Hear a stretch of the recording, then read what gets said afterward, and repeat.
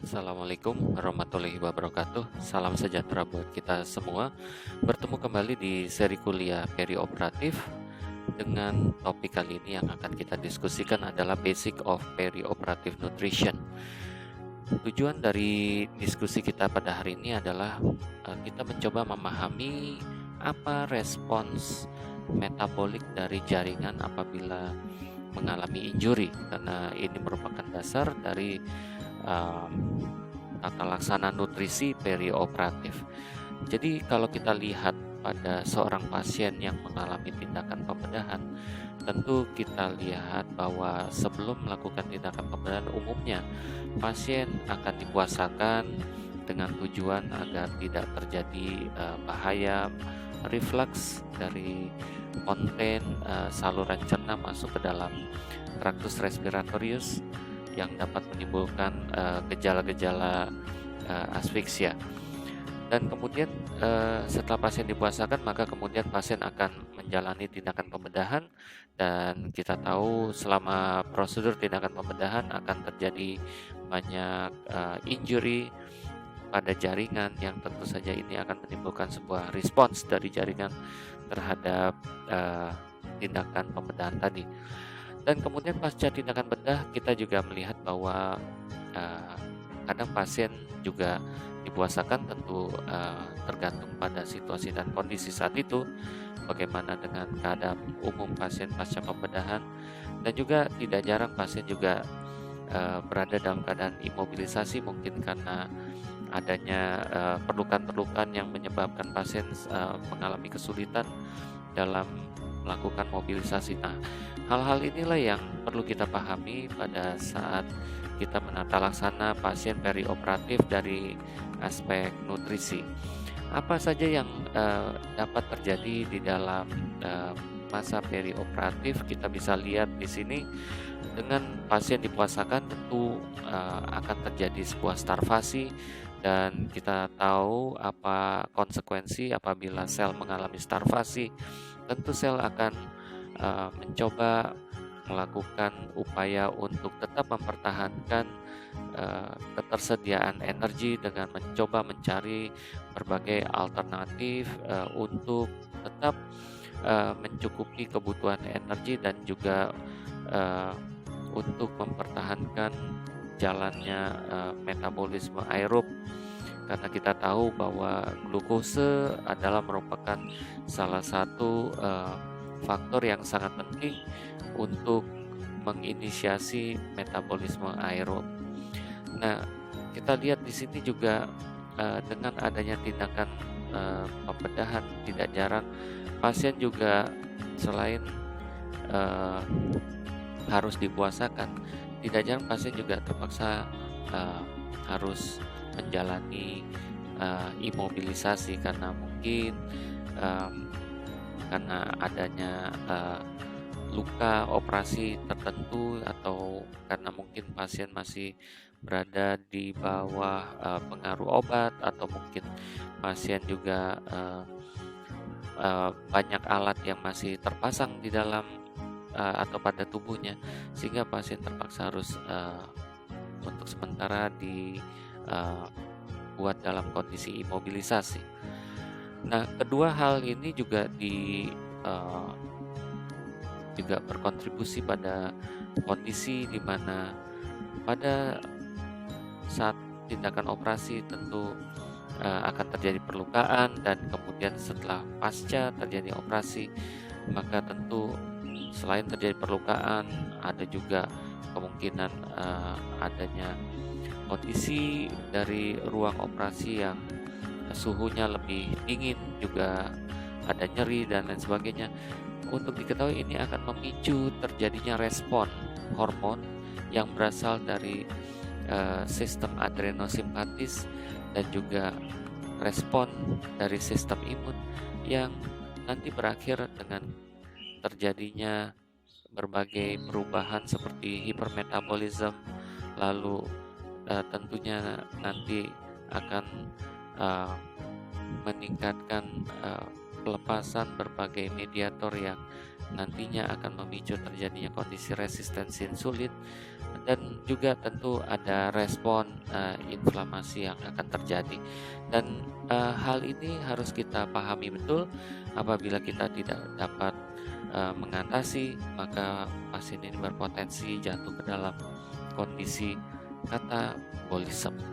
Nah, hal inilah yang menjadi dasar dari eh, tata laksana nutrisi yang akan kita lakukan.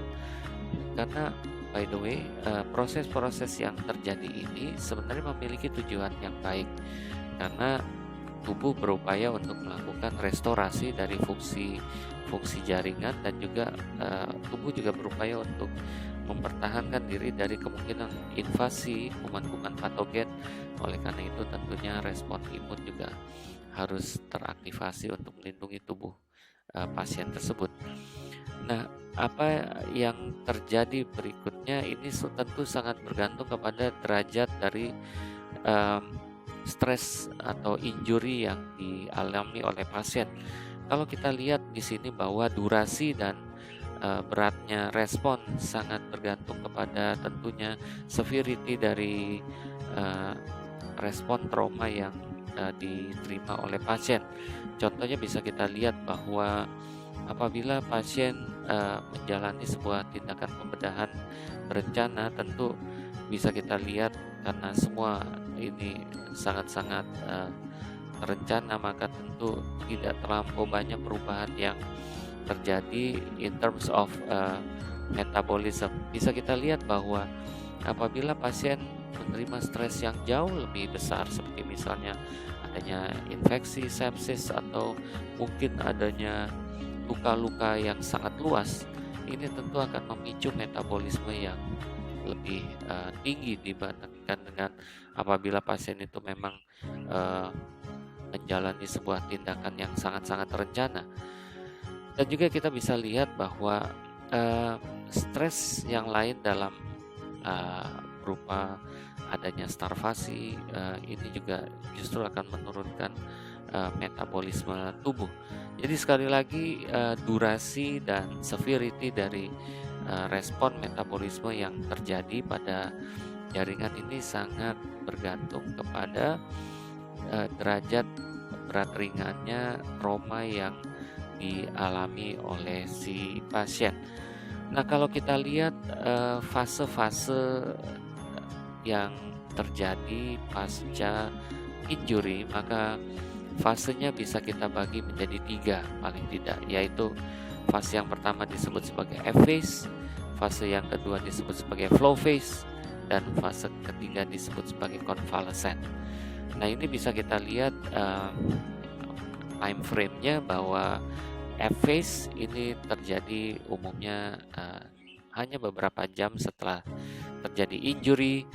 Lalu kemudian flow phase ini umumnya terjadi beberapa hari kemudian, dan kemudian stadium convalescence ini terjadi beberapa minggu setelah terjadi injury. Mari kita coba lihat apa yang terjadi pada F phase, flow phase, dan convalescent. Kalau kita lihat di sini F phase, kita lihat kalau dilihat dari besarnya energy production, nampak di sini bahwa energy production yang dihasilkan pada masa F phase ini justru menurun, atau kita bisa lihat metabolisme dari tubuh sedikit menurun, ya. Dan setelah lewat paling tidak kurang lebih 1 kali 24 jam, kita bisa lihat bahwa energy production cenderung meningkat, ya, dan terus meningkat sampai beberapa hari kemudian. Dan bisa kita lihat di sini bahwa pada masa F phase memang kita bisa lihat cenderung suhu tubuh agak sedikit turun, pulse rate juga turun, basal oxygen consumption juga turun, dan urine nitrogen juga turun. Ini menggambarkan adanya katakanlah seperti melakukan preservasi. Jadi dia mencoba mengurangi penggunaan oksigen, dia mencoba mengurangi penggunaan energi, sehingga kita bisa lihat di sini bahwa nadinya rendah, oksigen consumption juga rendah. Nah, akan tetapi selepas dari F-phase bisa kita lihat bahwa mulai terjadi peningkatan nadi, mulai terjadi peningkatan suhu, mulai peningkatan oksigen consumption yang memang bisa kita lihat di sini merupakan konsekuensi dari peningkatan metabolic rate. Dan kalau kita lihat secara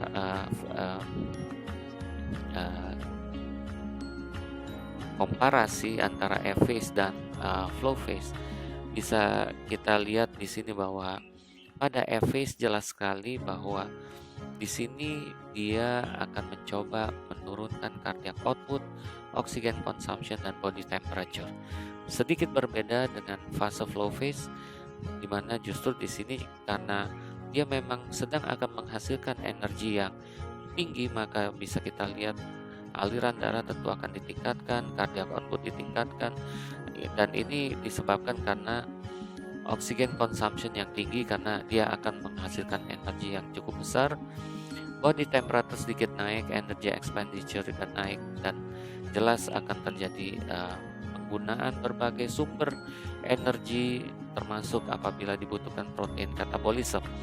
Karena memang bisa kita lihat perbedaannya di flow phase, memang kelihatannya proses untuk penyembuhan ini mulai terjadi. Sementara kalau F-phase ini dia adalah fase di mana tubuh ini berupaya untuk mempreservasi fungsi-fungsi jaringan dengan cara mengurangi atau menurunkan metabolisme.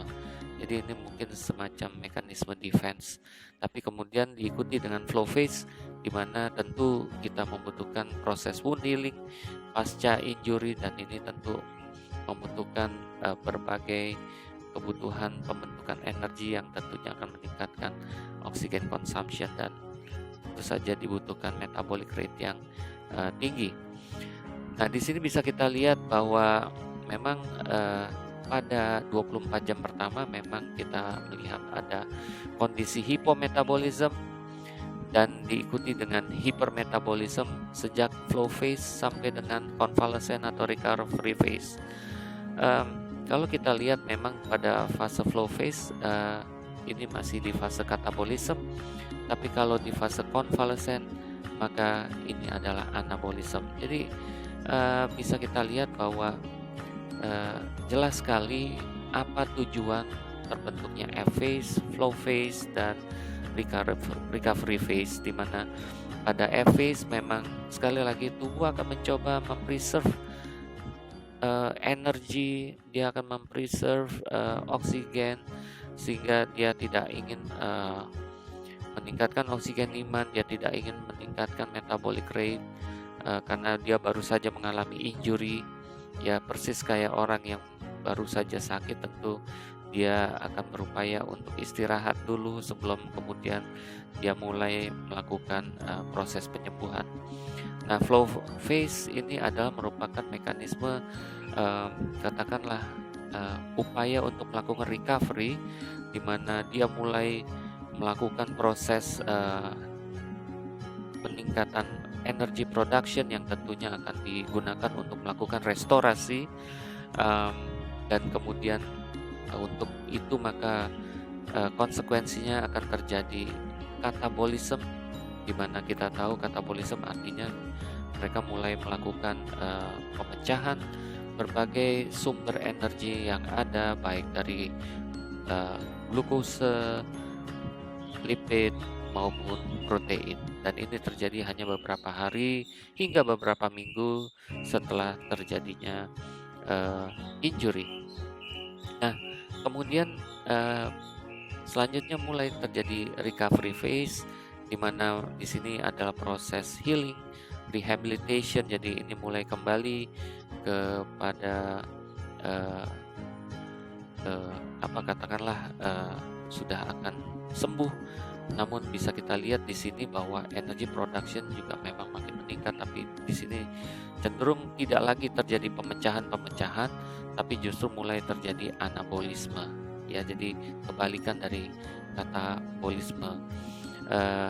Jadi mulai terjadi restorasi menuju ke normal function, dan ini umumnya terjadi beberapa minggu hingga beberapa bulan pasca injury.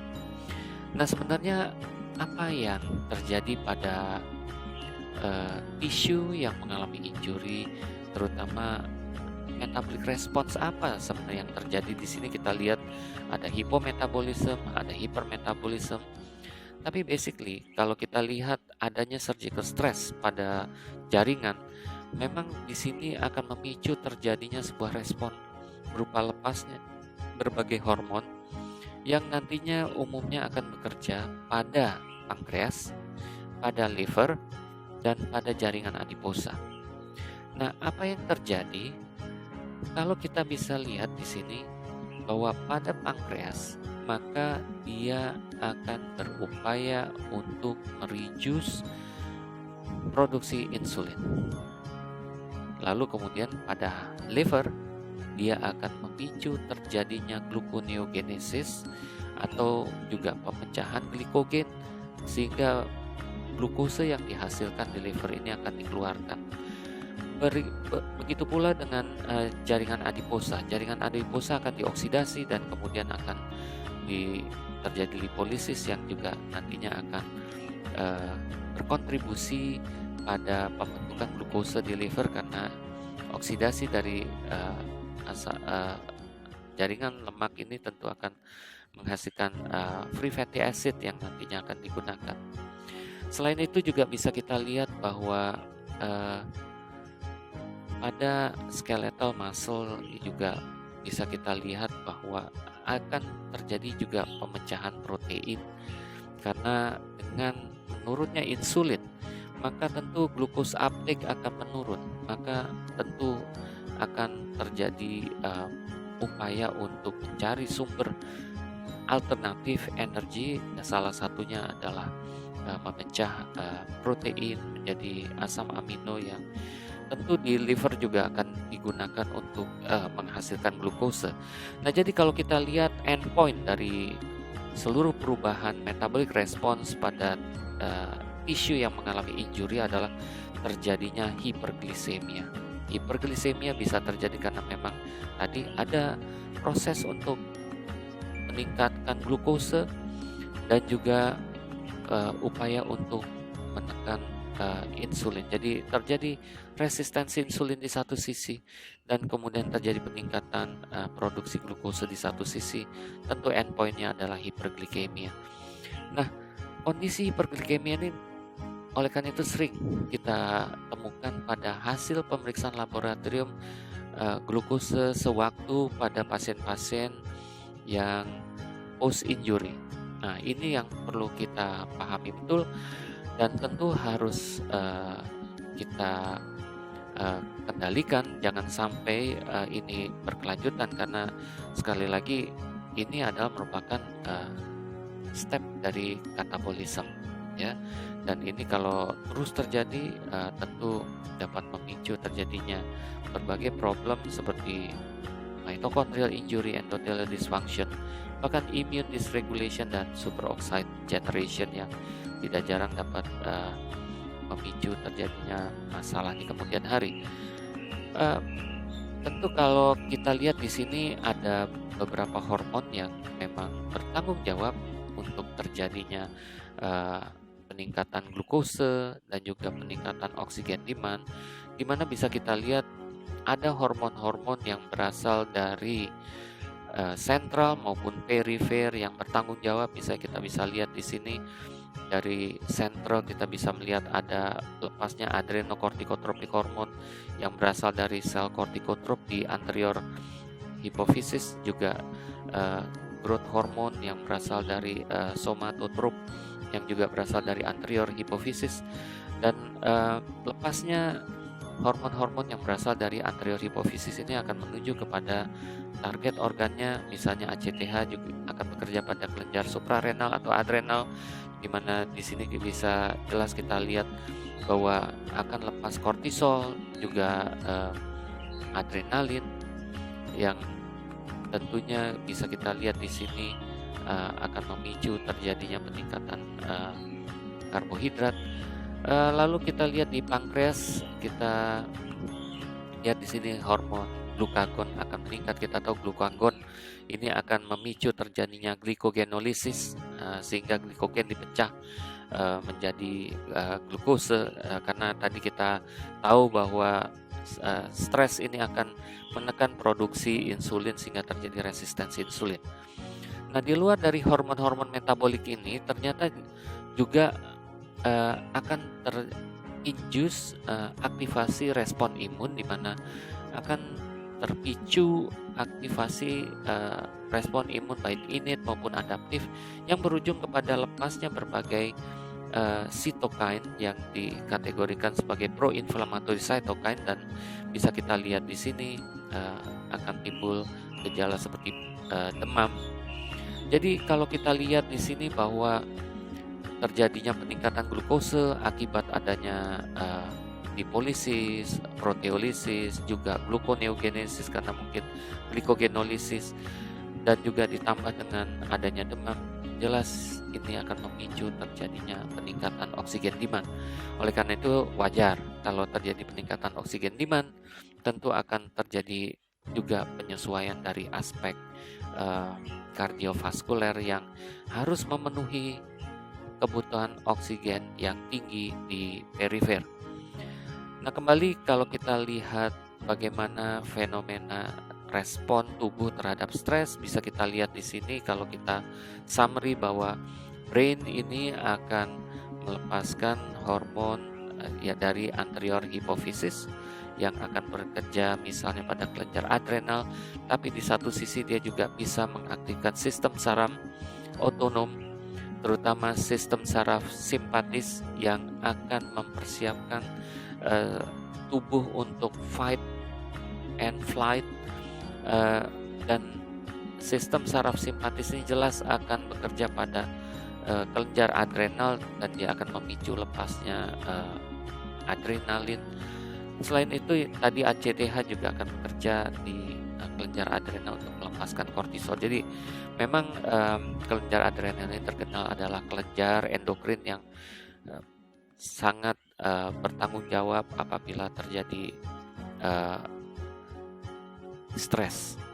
Nah, kalau kita lihat apabila stres itu terjadi pada jangka yang tidak terlalu lama atau hanya jangka pendek, bisa kita lihat di sini bahwa umumnya stimulasi berasal dari aktivasi dari sistem saraf otonom, di mana sistem saraf otonom ini akan mengaktifasi kelenjar adrenal untuk melepaskan katekolamin, ya, sehingga kemudian kita bisa lihat dengan lepasnya katekolamin seperti epinefrin ataupun norepinefrin akan memicu peningkatan heart rate, juga akan meningkatkan blood glucose, lalu kemudian meningkatkan juga blood pressure. Karena sekali lagi seperti dikatakan tadi bahwa respon injury ini adalah hiperglisemia dan juga peningkatan oksigen demand. Nah, nanti kita akan lihat bagaimana lepasnya katekolamin ini dapat memicu berbagai hal tadi.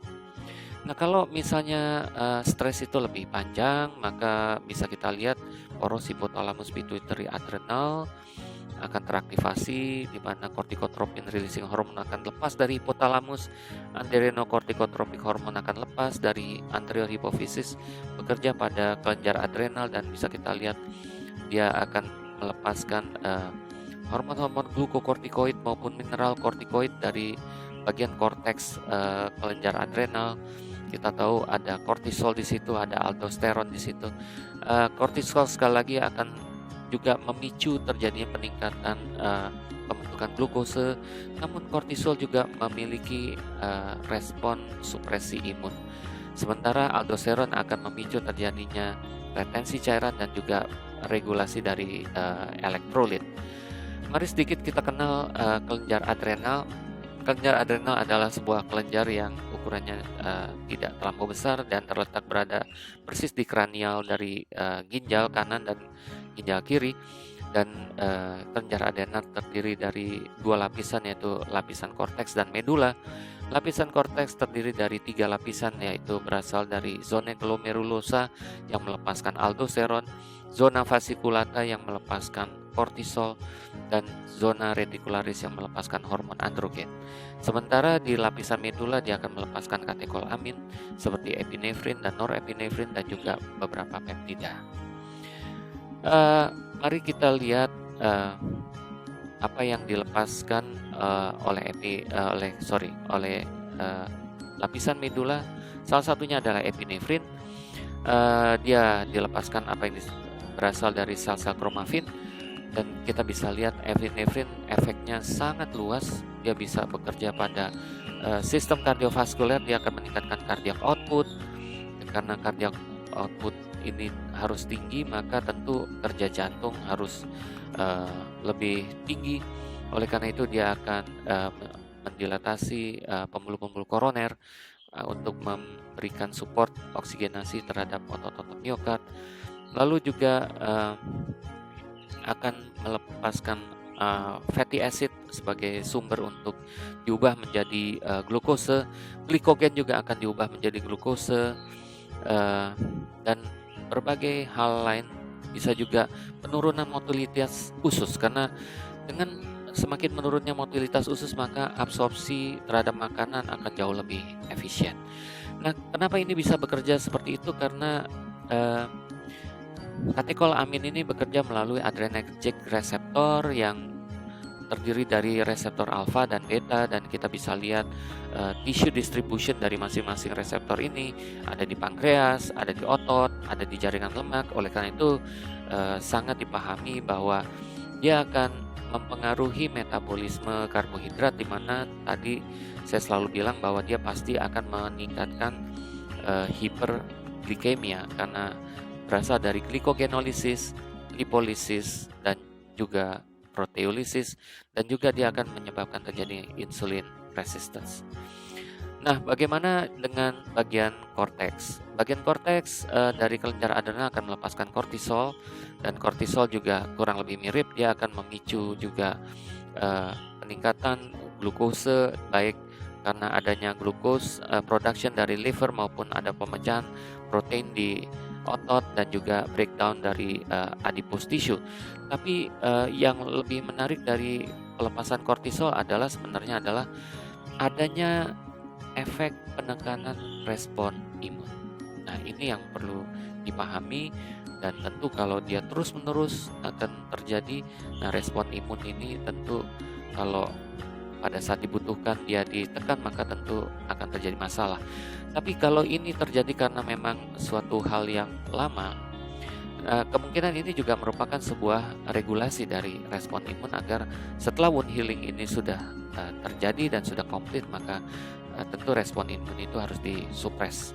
Nah, aldosteron sendiri memiliki beberapa efek.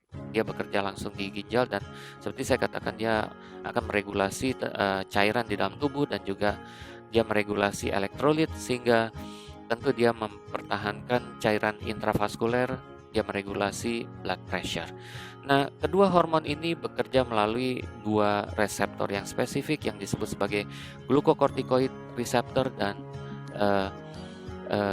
juga mineralocorticoid receptor, ya, yang terdapat di beberapa tempat.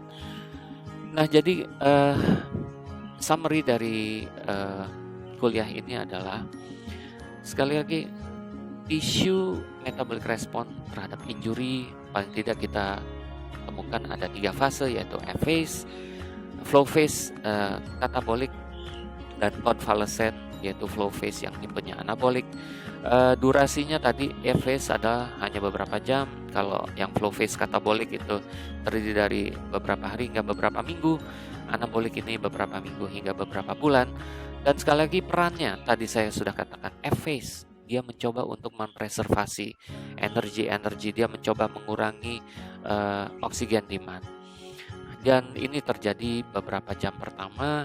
Bisa kita lihat menurunnya basal metabolic rate, menurunkan temperatur, menurunkan cardiac output, ya.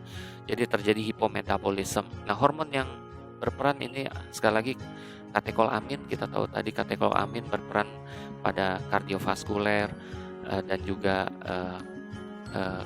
organ lain. Juga pada saat flow phase catabolic Kita bisa lihat di sini mulai terjadi proses recovery and repair, jadi perbaikan-perbaikan. Nah, inilah makanya dibutuhkan mobilisasi dari energi, karena untuk melakukan perbaikan-perbaikan tentu butuh energi. Maka di sini tentu mulai terjadi hipermetabolisme, terjadi peningkatan BMR, peningkatan temperatur, peningkatan oksigen demand, sehingga harus ada peningkatan cardiac output. Nah, di sini mulai berperan cytokine proinflamasi, insulin, glukagon, kortisol, dan katekolamin. Tapi di sini insulin justru akan terjadi insulin resistance karena akan terjadi hiperglikemi, karena di sini adalah fase katabolik. Lalu terakhir adalah konvalesen, di mana mulai terjadi anabolik, mulai di mana sudah hampir terjadi restorasi dari fungsi tubuh yang mengalami cedera, terjadi replacement of lost tissue, mulai terjadi anabolisme, dan di sini peran dari growth hormone. Jadi berbeda hormon yang berperan di masing-masing fase tadi. Baik, mudah-mudahan ini sedikit memberikan gambaran tentang apa yang terjadi pada jaringan yang mengalami injury, bagaimana perubahan metabolisme yang terjadi, dan inilah yang menjadi dasar nantinya dalam tata laksana nutrisi pada masa perioperatif. Baik, semoga bermanfaat. Kita akan lanjutkan di kuliah bagian kedua dari tata laksana nutrisi perioperatif. Terima kasih. Wassalamualaikum warahmatullahi wabarakatuh, dan salam sejahtera buat kita semua.